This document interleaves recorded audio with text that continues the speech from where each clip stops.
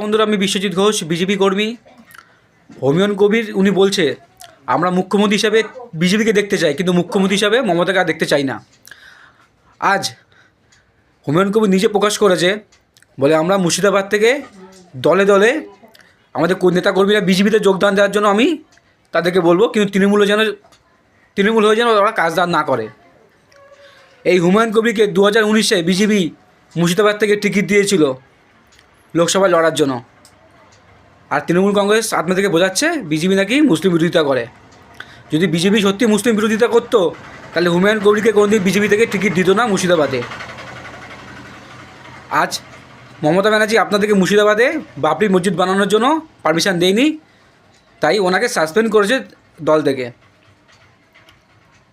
মমতা ব্যানার্জির এই মুহূর্তে হিন্দু ভোট দরকার। মমতা ব্যানার্জি বুঝতে পেরেছে মুসলিম সম্প্রদায়ের মানুষরা যেভাবে ঘুরে যাচ্ছে তৃণমূল কংগ্রেস থেকে, আগামী 26-এ বিধানসভাতে যদি হিন্দু ভোট মমতা ব্যানার্জি না টানতে পারে তাহলে মমতা ব্যানার্জি 26-এ হারতে চলেছে। এটা মমতা ব্যানার্জি বুঝতে পারছে। তাই বাবরার মসজিদে যদি পারমিশন দিত তাহলে হিন্দু ভোটটা যেটা 20% মমতা ব্যানার্জির কাছে আছে সেটাও বিজেপির কাছে চলে যেত। তাই মমতা ব্যানার্জি মাথায় একটা জিনিসই খুলেছে, মুসলিম সম্প্রদায়ের ভোটটা যেটা আমার কাছে আছে 25%, যদি আমি মসজিদ বানাতে না করি আমার কাছে 5 থেকে 10% ভোট একটু কাটতে পারে। কিন্তু মমতা ব্যানার্জির মধ্যে হিন্দু ভোট দরকার, তাই হিন্দুদেরকে চটায়নি, তাই হিন্দুদেরকে মুসলিমদেরকে মসজিদ না বা পারমিশন না দিয়ে তাকে দল থেকে সাসপেন্ড করেছে।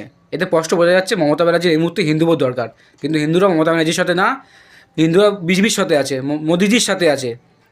হিন্দুরা এখন বুঝতে শিখেছে বাংলায় উন্নয়ন চাই, আর ওই তোষণের রাজনীতি হিন্দুরা করতে চায় না। ধন্যবাদ, সবাই সাথে থাকবেন।